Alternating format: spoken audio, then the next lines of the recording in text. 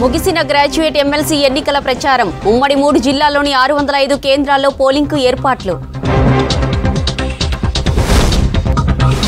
భారీ గుంతతో మేడిగడ్డలో రిపేరింగ్ పనులు బంద్. వర్షాకాలం వస్తుండటంతో బ్యారేజీ పటిష్టతపై అనుమానం. జిల్లాలో నకిలీ విత్తనాలపై అధికారుల ఫోకస్. టాస్క్ ఫోర్స్ టీమ్స్తో షాపుల్లో ఆకస్మిక సోదాలు. నల్లమల సందర్శనకు ఎకో టూరిజం ప్రాజెక్టుకు ప్లాన్. అడవులకు నష్టమంటున్న పర్యావరణవేత్తలు. సంగారెడ్డి జిల్లాలో తగ్గుతున్న చెరకు సాగు. ధరలు రాక కంపెనీల ప్రోత్సాహం తగ్గి రైతుల నిరాశ.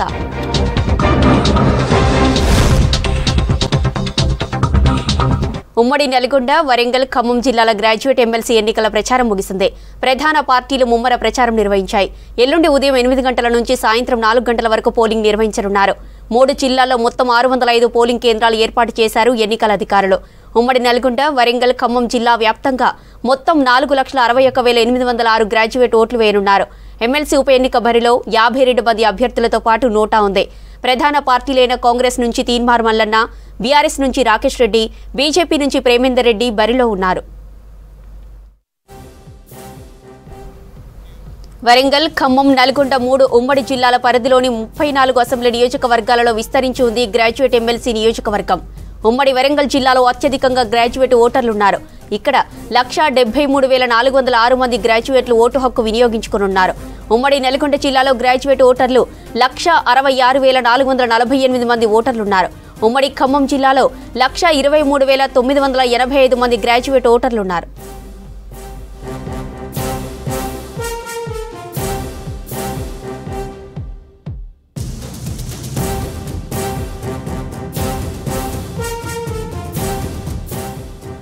గ్రాడ్యుయేట్ ఎన్నికలకు ఏర్పాట్లు చేస్తోంది ఎన్నికల సంఘం. ఓటు హక్కు ఉన్న ప్రభుత్వ ఉద్యోగులకు ఈ నెల 27న ప్రత్యేక క్యాజువల్ సెలవు ఇవ్వాలని రాష్ట్ర ఎన్నికల ప్రధాన అధికారి ఉత్తర్వులు జారీ చేశారు. ప్రైవేటు సంస్థలు తమ ఉద్యోగులు ఓటు హక్కు వినియోగించుకునేలా ఏర్పాట్లు చేయాలని సూచించారు. అవాంఛనీయ ఘటనలు జరగకుండా పోలింగ్ కేంద్రాల బందోబస్తు నిర్వహిస్తున్నామన్నారు పోలీసులు. ఈ నెల 27న వరంగల్లో 144 సెక్షన్ అమలు చేస్తున్నామన్నారు police commissioner Ambar Kishore. Polling కేంద్రాల దగ్గర గుమికూడదన్నారు. వరంగల్లో ఈ నెల 27న సభలు, ర్యాలీలు నిషేధమని చెప్పారు.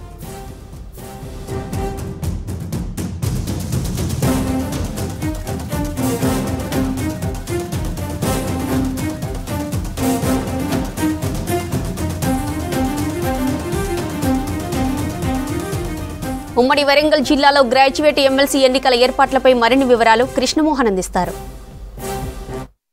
ఎమ్మెల్సీ ఎన్నికల పోలింగ్ కోసం సర్వం సిద్ధమవుతుంది.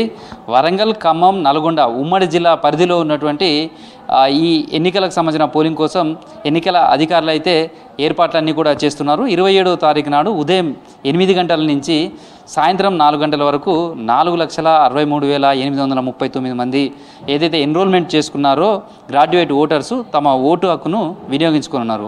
అయితే సాధారణ ఎన్నికలకు, ఎమ్మెల్సీ ఎన్నికలకు సంబంధించి కూడా చాలా భిన్నంగా ఈ ఎన్నిక జరుగుతుందని చెప్పచ్చు. జనరల్గా అయితే ఎంపీ ఎలక్షన్స్ కావచ్చు, ఎమ్మెల్యే ఎలక్షన్స్ ఇవంతా కూడా ఈవీఎంల ద్వారా ఈ పోలింగ్ అంతా జరుగుతుంది. కానీ ఎమ్మెల్సీ ఎన్నికలకు సంబంధించి బ్యాలెట్ పేపర్ తోటే ఈ పోలింగ్ జరుగుతుంది. దానికి సంబంధించినటువంటి జంబో బ్యాలెట్ పేపర్ను ఈసారి రెడీ చేశారు. దానికి తగ్గట్టుగానే ఈ బ్యాలెట్ బాక్సెస్ను కూడా జంబో సిస్టంలోనే తయారు చేశారు. ఎందుకంటే 52 మంది అభ్యర్థులు పోటీ చేస్తున్నారు. 52 మంది అభ్యర్థులకు సంబంధించినటువంటి బ్యాలెట్ పేపర్ కాబట్టి అది జంబో బ్యాలెట్ పేపర్ ఉంటుంది. దానికి తగ్గట్టుగానే ఈ బ్యాలెట్ బాక్సులు కూడా ఉండాలి కాబట్టి ఇంత పెద్ద బ్యాలెట్ బాక్సులు, జంబో బ్యాలెట్ బాక్సులను సిద్ధం చేస్తున్నారు. ఇవి సాధారణంగా చాలా తక్కువ ఎన్నికలలోనే కనిపిస్తుంటాయి. ఈసారి ఈ ఎమ్మెల్సీ ఎన్నికలకు సంబంధించి కూడా అలాంటిది మనకు కనిపిస్తుందని చెప్పచ్చు. అయితే జనరల్గా కూడా ఈ ఎన్నికలకు సంబంధించి కూడా ఈ విధానంలో అంటే జనరల్గా ఏదైనా ఎలక్షన్స్లలో ఒక అభ్యర్థి పోటీ చేసే వ్యక్తికి ఒక ఓటు వేసేయడానికి మాత్రమే అవకాశం ఉంటుంది. కానీ ఎమ్మెల్సీ ఎన్నికలకు సంబంధించి చూస్తే పోలింగ్ కావచ్చు, తర్వాత కౌంటింగ్ సంబంధించి కూడా చాలా ప్రత్యేకత ఉంటుందని చెప్పచ్చు. ఓట్ల లెక్కింపు కూడా ఇది చాలా ప్రత్యేకత ఉంటుంది.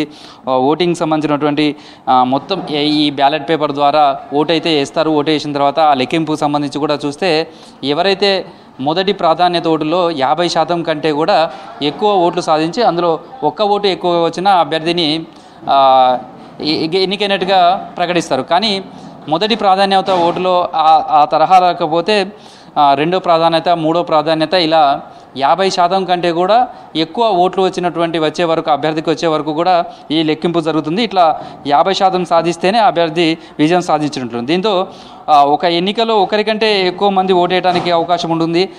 ఆ విధంగా ఈ ఎన్నికలకు సంబంధించినటువంటి పోలింగ్ కావచ్చు, కౌంటింగ్ కూడా జరుగుతుంది.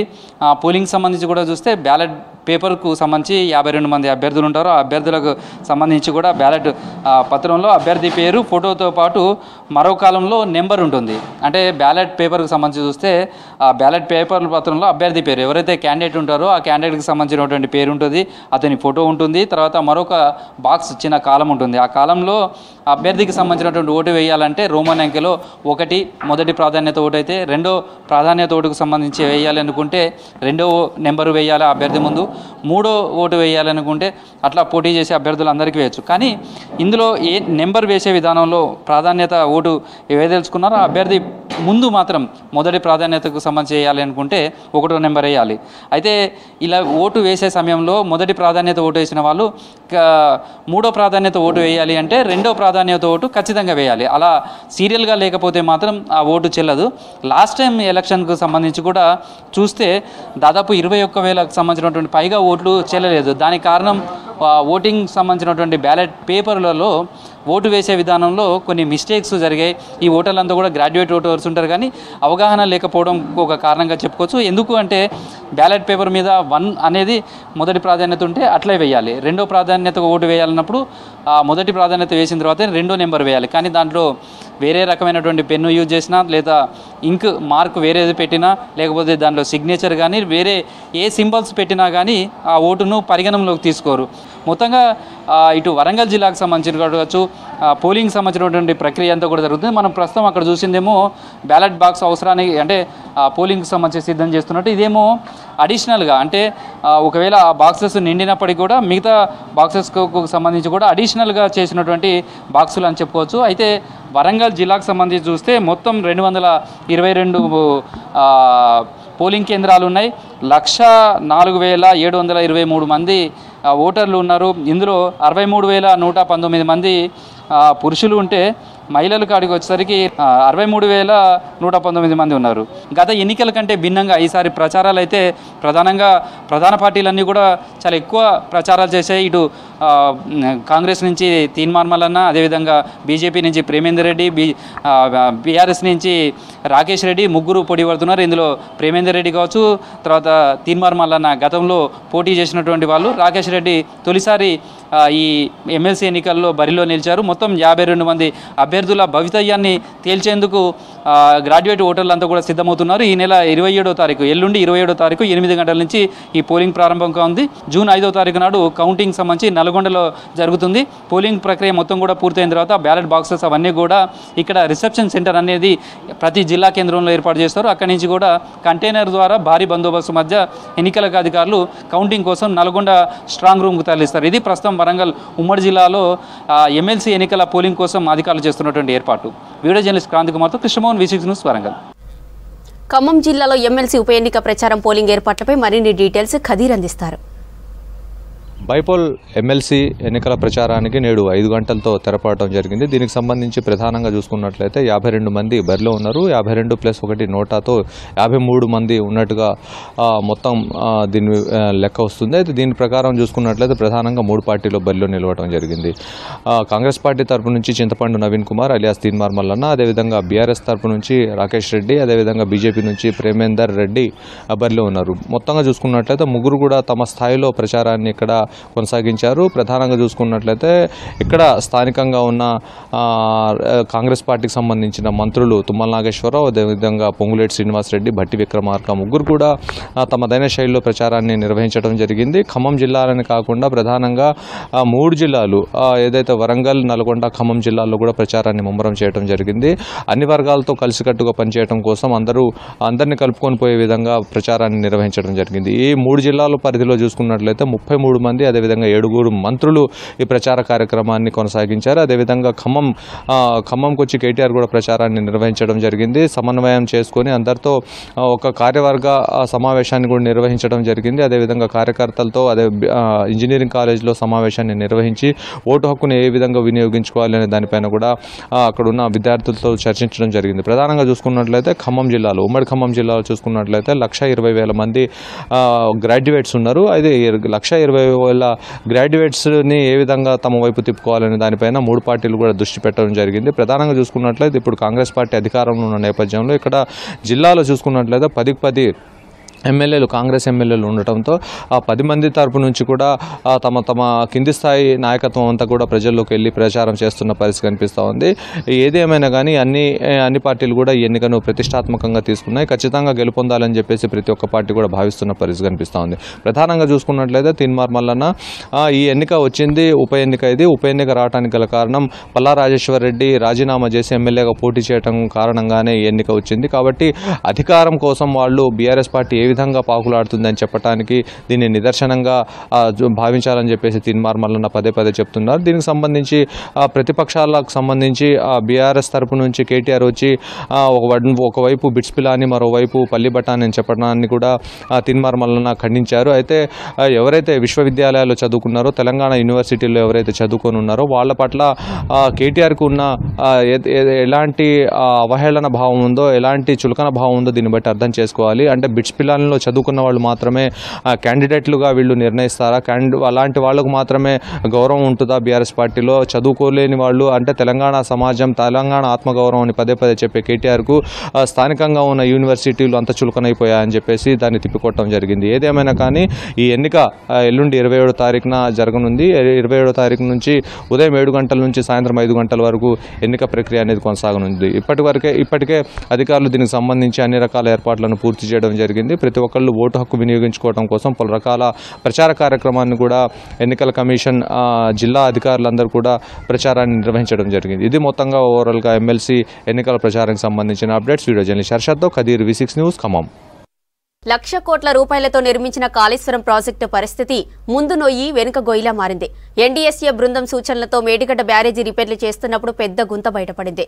గేట్లు ఎత్తితే ప్రాజెక్టు ప్రమాదమని అధికారులు పనులు నిలిపివేశారు.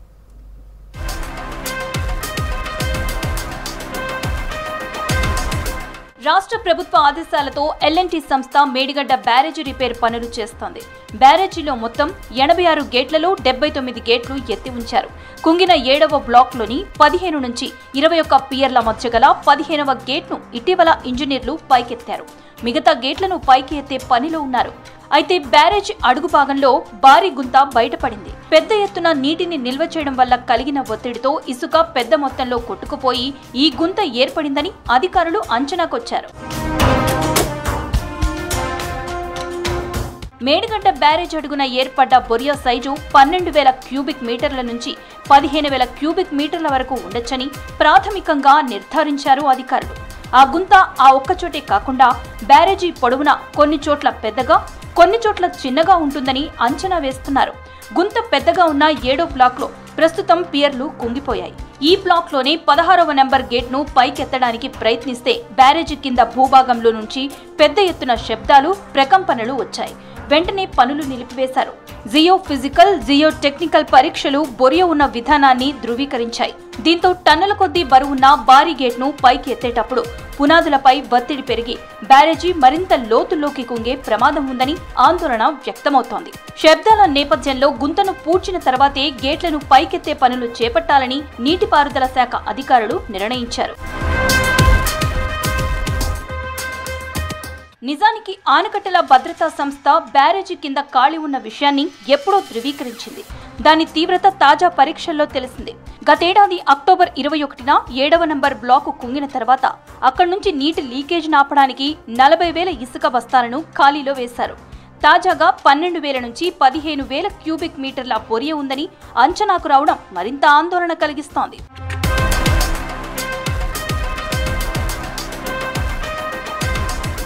మేడిగడ్డ బ్యారేజీలో మొత్తం 8 బ్లాకులున్నాయి.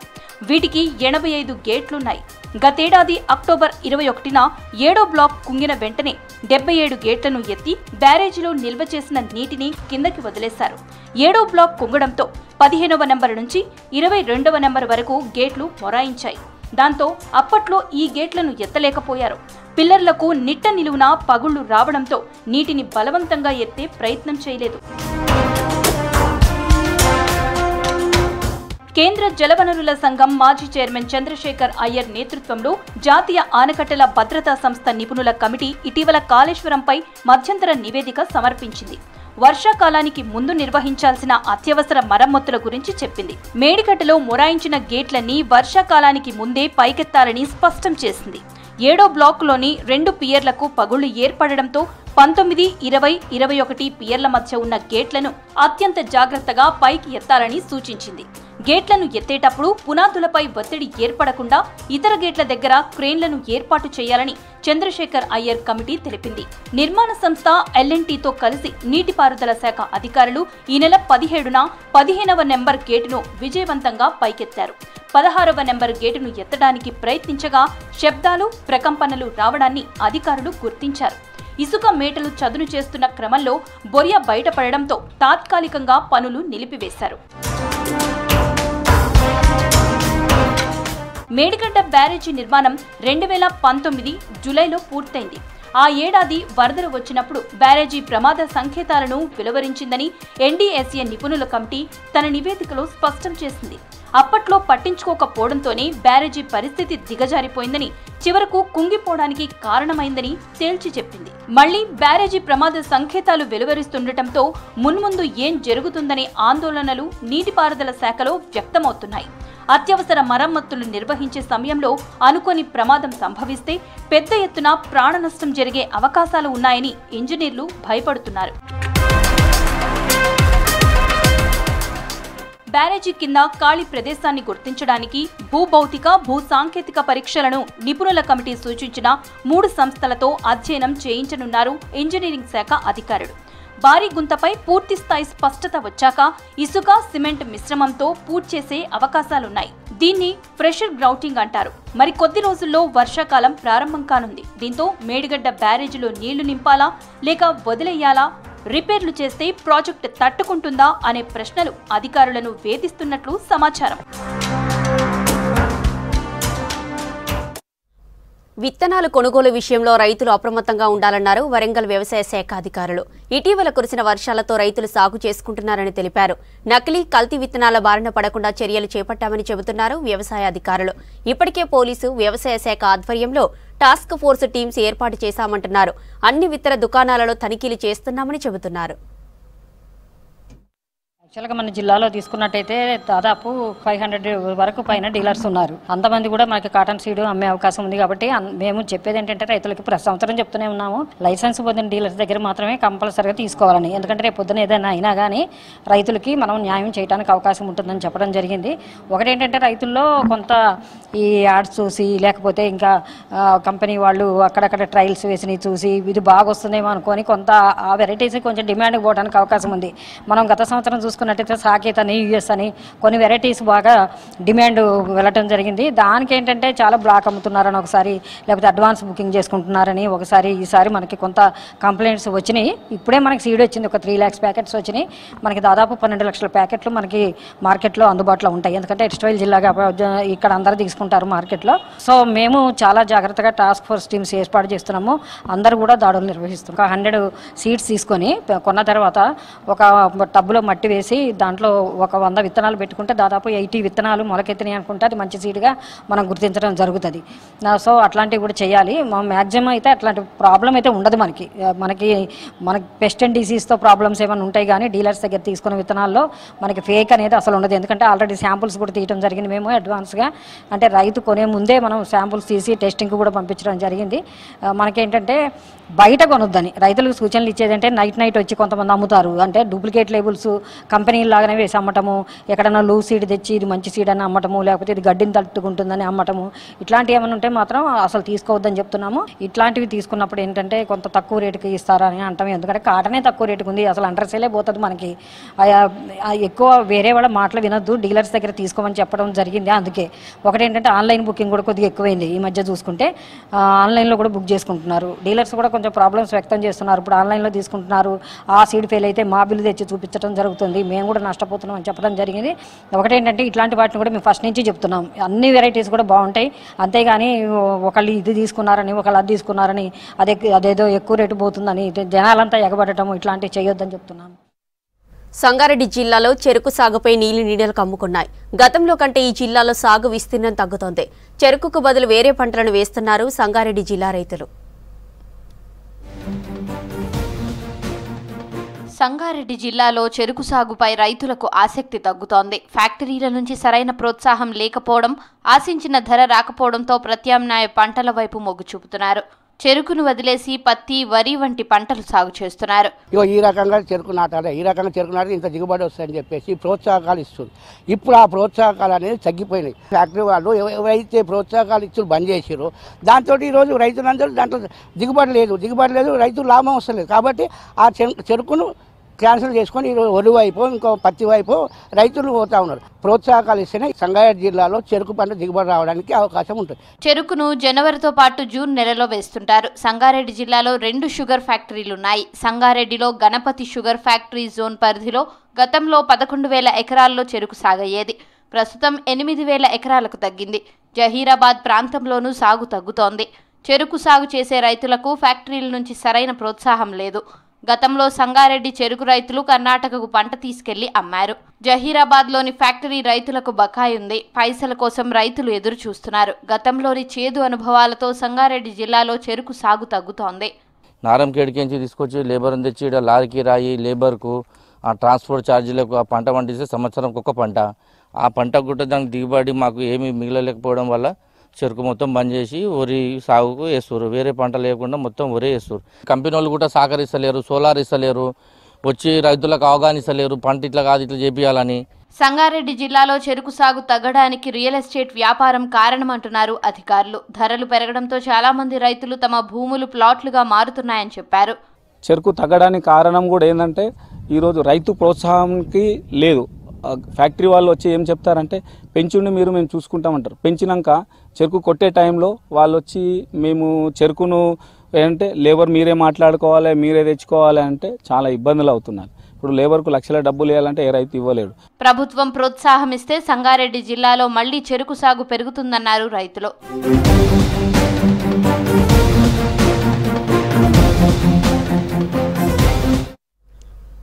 వరంగల్ పేరుకే మహానగరం. ఇక్కడ ప్రజలకు కనీస సౌకర్యాలు కరువయ్యాయి. ముఖ్యంగా చాలా ఏరియాలో డ్రైనేజీ వ్యవస్థ సరిగా లేదు. దీంతో ఎండాకాలంలో అప్పుడప్పుడు కురిసిన చిన్న వర్షాలకే మురుగునీరు రోడ్లపై చేరుతుంది. వర్షాకాలం వస్తుండటంతో ముందు ముందు ఎలా ఉంటుందోనని ఆందోళన చెందుతున్నారు జనం.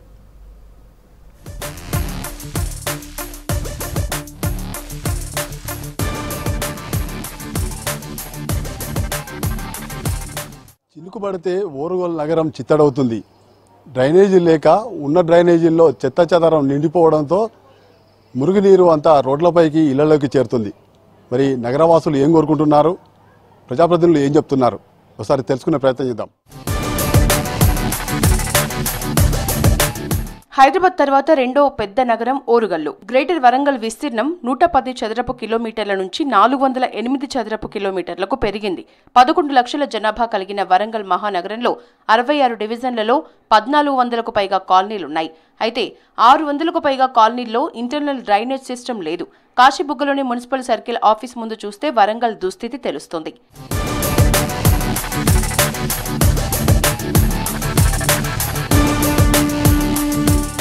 వరంగల్, హన్మకొండ, ఖాజీపేట 181 స్లమ్ ఏరియాలు ఉన్నాయని అధికారులు గుర్తించారు. ఇక్కడ కనీస వసతులు లేవు. అష్టకష్టాలు పడి ఇల్లు కట్టుకున్న మురికి, వరద నీరు పోయేందుకు డ్రైనేజీలు లేక ఇక్కడ ఉండలేకపోతున్నామని వాపోతున్నారు జనం. మురికి కాలువలు నిర్మించాలని ఎన్నిసార్లు చెప్పినా అధికారులు, నేతలు పట్టించుకోవటం లేదంటున్నారు. కొన్ని కాలనీల్లో మోరీలు కట్టినా అవి చెత్త చెదారంతో నిండిపోయాయి. దీంతో వర్షం పడితే వరద రోడ్ల మీదకు వస్తుందంటున్నారు జనం. వర్షాకాలం వచ్చినా వర్షాకాలం రాకపోయినా మాకు వాటరే. కనీసం మున్సిపాలిటీకి చెప్పినాము, ఈ కార్యదర్శికి చెప్పినాము, ఇక్కడ మా సారేకి చెప్పినా ఎవరు పట్టించుకుని. అప్పటి ప్రభుత్వం నుంచి ఇప్పటి ప్రభుత్వం దాకా ఆ మోరీలు వస్తాయని అక్కడ పైపులు తెచ్చేసిండ్రు. ఆ పైపులు కూడా కావచ్చు కానీ ఈ ప్రభుత్వం మారింది కాబట్టి ఆ పైపులు కూడా లేవు. మేము నీటిలో మునిగి వెళ్తున్నాం. పిల్లలు ఈ స్కూల్ పోవాలన్నా ప్రతి ఒక్క దానికి ఇబ్బంది పడుతున్నాం. మస్తు నీళ్లు, మోకాల వరకు నీళ్లు, మాకు బయటికి పోరాకుండా ఆడోళ్ళ కష్టమే, మగోళ్ళ కష్టమే. ఇటు దోమలు, పాములు, ఎవరు పట్టించుకునేటోళ్ళు లేరు, ఏం లేదు. ఎప్పటికప్పుడు ఇట్లా వస్తాను చెప్తా అంటే వెళ్ళిపోతూనే ఉన్నారు. వాళ్ళైనా ఈ సర్పంచులు వీళ్ళు ఈ మధ్యలో వాళ్ళు కూడా అట్లనే చేస్తాను. కార్పొరేటరు ఎవరు పట్టించుకుంటలేరు. మరోవైపు మబ్బులు వస్తున్నాయంటేనే వివేకానంద కాలనీ, గణేష్ నగర్ కాలనీ వాసులు వణికిపోతున్నారు. చిన్నపాటి వర్షానికే వరద నీళ్లు ఇండ్లలోకి చేరుతున్నాయన్నారు. రాత్రిపూట వర్షం పడితే తాము తెల్లవారే వరకు జాగారం చేయాల్సిందే అని చెప్తున్నారు. వరదకు ఇళ్లలోకి పాములు వస్తున్నాయని చెప్తున్నారు స్థానికులు. పాములు వస్తున్నాయి, దోమలతో ప్రాబ్లం ఉంది. అలాంటి మేము దాగా నీళ్లు కూడా పక్కపొంటి నీళ్లు హాల్ జాగాలలో ఉన్న నీళ్ళతో మా బోర్లలోకి వచ్చిన నీళ్లు కూడా మొత్తం పచ్చగొస్తుంది. అలాంటి అసలు ఆ నీళ్ళు కూడా మేము తాగకుండా పరిస్థితుంది. అలాంటి కాలనీ మొత్తం డ్రైనేజీ ప్రవహిస్తున్నది. ప్రస్తుతం ఇప్పటి వరకు ఏ మున్సిపాలిటీ అధికారులు కానీ ఎమ్మెల్యే కానీ సందర్శించలేదు. ఎమ్మెల్యే గెలిచిన తర్వాత కూడా మా కాలనీలో సందర్శించలేదు ఇప్పటి వరకు. ఈసారి అయినా కూడా మా కాలనీ తొందరగా అభివృద్ధి చెందాలని చెప్పేసి. కరీమాబాద్, రాకరాశికుంట, ఎన్టీఆర్ నగర్, ఎస్ఆర్ నగర్లో ఒక్కరోజు వర్షం పడితే రోజుల తరబడి మురుగు పేరుకుపోతోందని, దోమలు, ఈగలతో దుర్వాసన వస్తుందంటున్నారు జనం. రోడ్ల వెంట నడవలేకపోతున్నామని వాపోతున్నారు. ఇక్కడ చిన్న వర్షానికి ఏమన్నా 10 నిమిషాల వర్షానికి 3 రోజులు నీళ్ళు పోలేదు. కాబట్టి మాకు డ్రైనేజీలు సాఫ్ చేసి రోడ్ వేయాలని మేము కోరుతున్నాము. చిన్న వర్షానికి పాములు, తేళ్లు అన్ని కప్పలు ఇప్పలు ఇళ్ళకి వస్తున్నాయి. మా ఇంటికి వచ్చే బంధువులు కూడా రాలేకపోతాను. ఈ వాటర్ను చూసి అంత ఇబ్బంది ఉన్నది మాకు. ఆ ఇబ్బంది క్లియర్. ఈ ఇబ్బంది ఏళ్ళ కాంచెలు ఉన్నది, ఇలా కొత్తగా వచ్చింది ఏం కాదు. ప్రభుత్వాలు మారినాయి, ఎమ్మెల్యేలు మారినలు, ఏ ఎమ్మెల్యేలు వచ్చినా ఏమైతలేదు. చాలా ఇబ్బంది ఉన్నది. అక్కడ రోడ్డు కూడా చాలా హైట్ ఉన్నది. బండి మీద వచ్చే వాళ్ళు పడితే కాలు కూడా ఇరగడం జరిగింది. డ్రైనేజ్ కూడా ఇటు సైడ్ వస్తాయి, ఇంట్లోకి వస్తాయి. అది హైట్ ఉన్నది. ఆ డ్రైనేజ్ కూడా అక్కడ కరెక్ట్ లేని కారణంగా ఆ డ్రైనేజ్ వాటర్ కూడా ఇటే వస్తాయి. చాలా కాలనీలోకి మురికి కాలువలు లేకపోవడం తన దృష్టికొచ్చిందన్నారు వరంగల్ పశ్చిమ ఎమ్మెల్యే నాయిని రాజేందర్ రెడ్డి. చిన్నపాటి వర్షానికే వరంగల్ జలమయం అవుతోందని గుర్తించామని చెప్పారు. కాలనీలు వరద నీటికి ముప్పుకు గురి కాకుండా నాలాలకు సైడ్ వాల్స్ నిర్మాణం చేపట్టాలని తెలిపారు. ఎండాకాలంలో నీళ్ల సమస్య ఎట్లా తీర్చాలి, దాంతోపాటు వర్షాకాలం తర్వాత వస్తుంది కదా, దానికి కూడా ఏం చేయాలి అనే ఆలోచనతోటే రివ్యూ మీటింగ్ పెట్టి అవి డిస్మెటల్ చేసుకుంటూ ట్రాఫిక్ డైవర్షన్ పెట్టుకుంటూ మేము 2 నెలల కింద రివ్యూ పెట్టినాం. అంటే ముందస్తు ఆలోచన, ముందస్తు చూపుతోటి మేము ఏ విధంగా పోతున్నాం అనేది మీరు ఆలోచన చెయ్యండి. అది ఇంకోటి పోతన నగర్ అటు సైడ్ ఎల్బీ కాలేజీ ఈ ఏరియా ఉన్నది. ఇంకా ఇటు కొన్ని స్లమ్స్ ఉన్నాయి. ఇంకా వాటిలలో కూడా సమయం సరిపోలే మాకు. మేము అధికారంలోకి వచ్చినాక 6 నెలల్లో 2 నెలలు కోడు, 4 నెలలు 3-4 నెలలు ఉండే. 3-4 నెలల్లో ఈ స్థాయి 10 ఏళ్లలో వాళ్ళు చేయలేదు. 4 నెలల్లో మేము చేసి చూపించగలిగినాం. ఇవాళ వాటి ప్రతిమయ చర్యలు అనేది తప్పకుండా 100% గతం కంటే 90% మెరుగుపడే విధంగా మేము ప్రయత్నాలు చేస్తాం. ఇప్పటికైనా అధికారులు కాలనీల్లో మౌలిక వసతులు కల్పించాలని కోరుతున్నారు జనం. డ్రైనేజీల్లో పేరుకుపోయిన చెత్తను తొలగించాలంటున్నారు. చూసారు కదా, అధికారుల నిర్లక్ష్యం, ప్రజాప్రతినిధుల పట్టింపులేనితనం ఓరగల్లులో నగర కాలనీవాసులకు శాపంగా మారింది. ఇప్పటికైనా అధికారులు, ప్రజాప్రతినిధులు దృష్టి సారించి వరద నీరు బయటికి వెళ్లే విధంగా చర్యలు చేపట్టాలని కోరుతున్నారు. వీడియో దశరథ్తో అశోక్, విస్క్ న్యూస్, వరంగల్.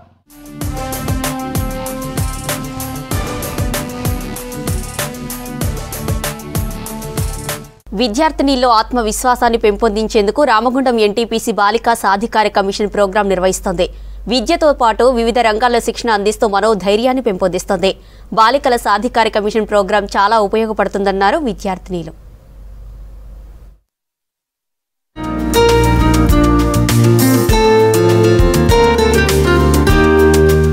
పెద్దపల్లి జిల్లాలోని రామగుండం ఎన్టీపీసీ విద్యుత్ ఉత్పత్తితో పాటు అనేక సామాజిక సేవా కార్యక్రమాలు నిర్వహిస్తోంది. ప్రభుత్వ పాఠశాలల్లో అదనపు గదులతో పాటు టాయిలెట్స్, వాటర్ సదుపాయాలు కల్పిస్తూ పేద విద్యార్థులకు బాసటగా నిలుస్తోంది.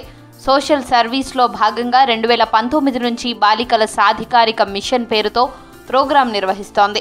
మొదటి సంవత్సరం అవేర్ గ్రూప్ ద్వారా ఈ కార్యక్రమాన్ని ప్రారంభించిన ఎన్టీపీసీ ప్రతి సంవత్సరం 120 మంది విద్యార్థినులకు రెసిడెన్షియల్ పద్ధతిలో విద్యతో పాటు స్కిల్ డెవలప్మెంట్ లో శిక్షణ అందిస్తోంది. ప్రభుత్వ స్కూళ్లలో 5వ తరగతి పూర్తి చేసి 6వ తరగతిలో అడుగు పెడుతున్న విద్యార్థినులకు 28 రోజులకు ట్రైనింగ్ ఇస్తోంది. యోగా, కరాటే, డాన్స్, పెయింటింగ్, అల్లికలు వంటి వాటిల్లో శిక్షణ ఇస్తోంది.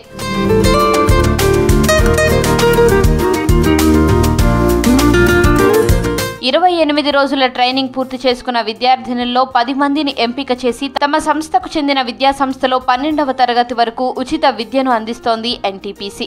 ఫస్ట్ బ్యాచ్ 2019లో ఎంపిక చేసిన విద్యార్థినులు 10వ తరగతిలో మంచి ఉత్తీర్ణత సాధించారు. వారిని ఈ ఏడాది నిర్వహించిన బాలికల సాధికారత మిషన్ ప్రారంభ కార్యక్రమంలో అభినందించారు NTPC executive director Kedar Ramzan Pandu.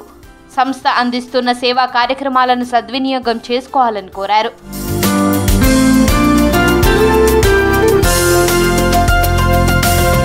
వేసవి కాలంలో ఎన్టీపీసీ అందిస్తున్న వర్క్ షాప్ తమకు ఎంతో ఉపయోగపడుతుందంటున్నారు విద్యార్థినులు. తమ స్కూళ్లలో లేని చాలా అంశాలను వర్క్ షాప్ లో నేర్చుకుంటామంటున్నారు. కంప్యూటర్, కరాటే, డాన్స్ వంటి వాటిలో ట్రైనింగ్ ఇస్తున్న ఎన్టీపీసీకి కృతజ్ఞతలు చెబుతున్నారు. జరుగుతాయి. కంప్యూటర్లో ఎంఎస్ డ్రాయింగ్, ఫోల్డర్ క్రియేషన్ అవన్నీ నేర్చుకున్నాను. ఇక్కడ వాతావరణం చాలా బాగుంటుంది ఇంటి దగ్గర కన్నా. ఇక్కడికి నాకు వెళ్ళాలనిపిస్తలేదు ఇంటికి. ఇక్కడ మేడమ్స్ చాలా బాగా చూసుకుంటున్నారు. ఇక్కడ చాలా బాగుంది, చదువు కూడా బాగా చెప్తున్నారు teachers. Computer class, English, maths అన్నీ ఉన్నాయి, హిందీ కూడా ఉంది, అన్నీ బాగా చెప్తున్నారు. ఫుడ్ కూడా చాలా బాగుంది. ఇక్కడికి నచ్చినందుకు చాలా హ్యాపీగా ఉన్నా. Karate classes, dance and snacks, ఆ తర్వాత playing and after that dinner, after that we will sleep and we will enjoy some time and we will sleep. Thank you to NTPC. డ్రాయింగ్లో ఎలా వేయాలి, ఏ డైరెక్షన్లో వేయాలి, ఏ ప్లేస్లో వేయాలి అనేది నేర్చుకున్నాను. ఇంకా చాలా చేశాను. మ్యాథ్స్లో ఎల్సిఎం, ఇక్కడ LCM, divisions, multiplications, additions, measurement of maths, measurement of lengths అన్నీ నేర్చుకున్నాను. ఇక్కడ ఫుడ్ అవన్నీ చాలా బాగుంది. ఇక్కడ చదువు కూడా బాగుంది. ఇంగ్లీష్, మ్యాథ్స్, ఈవీఎస్, మ్యాథమెటిక్స్ అవన్నీ. ఇంగ్లీష్లో నేను టైం అవన్నీ, వర్డ్స్ ఆఫ్ స్పీచ్ అవన్నీ నేర్చుకున్నాను. ఇంకా ఈవీఎస్లో ట్రీస్ గురించి నేర్చుకున్నాను. మరోవైపు ఎన్టీపీసీ నిర్వహిస్తున్న బాలికా సాధికారత మిషన్లో భాగస్వామ్యం కావడం సంతోషంగా ఉందన్నారు టీచర్లు. పిల్లలు కూడా చాలా చక్కగా ఎన్నో విషయాలు నేర్చుకుంటున్నారని చెబుతున్నారు.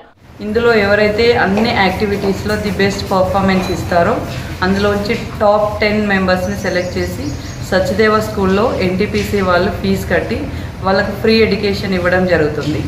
సత్యదేవ స్కూల్లో ఇంటర్ ప్లస్ వరకే ఉంది. వాళ్ళు 6th నుండి 12th పాస్ వరకు without paying any 1 rupee, everything NTPC will support them, and fees, books, uniform మొత్తం మనీ మొత్తం వాళ్ళే పే చేసేసి వాళ్ళకి ది బెస్ట్ ఎడ్యుకేషన్ ఇస్తారు. బాలికలకు ఆత్మస్థైర్యాన్ని పెంపొందించడంలో self defence, yoga, karate, life skills, Hindi వివిధ రంగాలలో శిక్షణ అందించి ప్రావీణ్యాలను చేయడం లక్ష్యంగా ఎన్టీపీసీ నిర్వహించుతున్న ఈ girl empowerment mission. Government school నేపథ్యంలో వచ్చిన పిల్లలు, వాళ్ళకి ఇలాంటి ఫెసిలిటీస్ వాళ్ళు ఎప్పుడు చూసి ఉండరు. వాళ్ళ ఇంట్లో కానీ ఎక్కడ కానీ ఇలాంటి శిక్షణ కూడా వాళ్ళు పొంది ఉండరు. గవర్నమెంట్ స్కూల్లో ఈ స్నాక్స్ కానీ భోజనం కానీ ప్రొవైడేషన్లో ఎన్టీపీసీ వాళ్ళు ఆరోగ్యమైన ఆహారాన్ని అందిస్తున్నారు. విద్యుత్ ఉత్పత్తికే పరిమితం కాకుండా సామాజిక సేవా కార్యక్రమాలు నిర్వహిస్తోన్న ఎన్టీపీసీని అభినందిస్తున్నారు స్థానికులు.